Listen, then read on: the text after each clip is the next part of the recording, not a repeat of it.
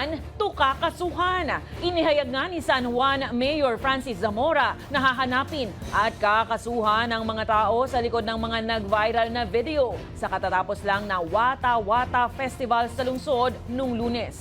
Pinuputakti kasi ng batikos ngayon online ang ilang insidente ng panggugulo. Abay pwersahan kasi ang pagbubukas ng pinto ng mga sasakyan, sakay ang mga commuter na papasok sa eskwela o trabaho at sa pilitang babasain ng tubig na may halong pang-aasar pa.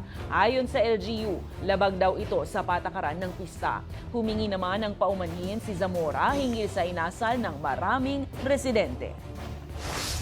Ayun nga po, ay nasa proseso tayo ng pag-identify kung sino ba ang mga taong ito base sa mga photos at mga videos upang sila po ay makasuhan natin base sa ating city ordinance at ganoon din makasuhan base po sa revised penal code.